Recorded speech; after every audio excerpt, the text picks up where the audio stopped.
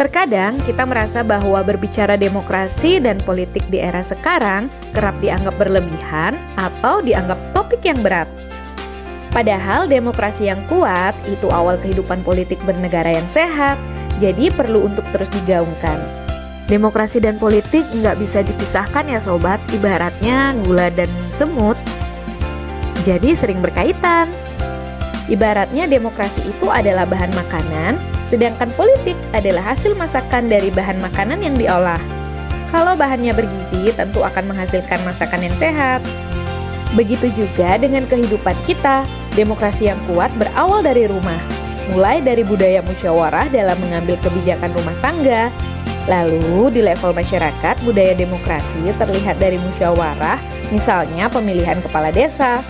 Masukan yang baik, tindakan yang jujur, dan sikap kesatria mendukung lahirnya kebijakan dan pemimpin yang sehat.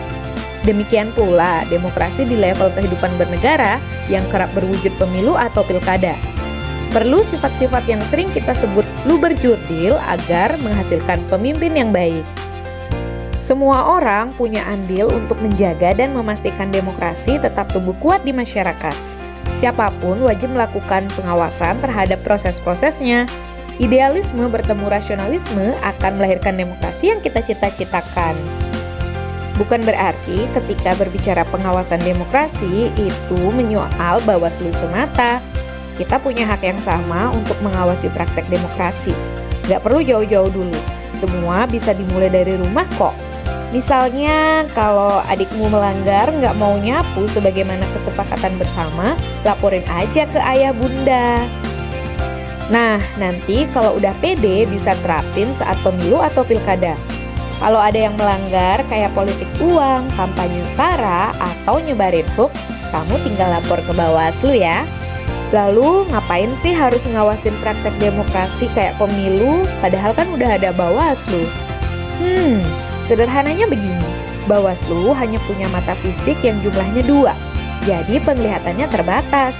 Maka mata masyarakat yang akan jadi indera ke-6, ke-7, ke-8, dan seterusnya. Pelanggaran pemilu atau pilkada jumlahnya tentu nggak sedikit, dan ini bisa mencederai demokrasi jika dibiarkan. Makanya Bawaslu perlu masyarakat untuk ikut mengawasi.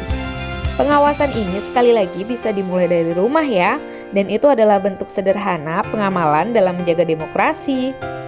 Dengan demikian, kita bisa menjadikan demokrasi secara perlahan menjadi topik yang terlihat ringan dan wajar untuk terus dibicarakan dan didiskusikan. Ingat ya sobat,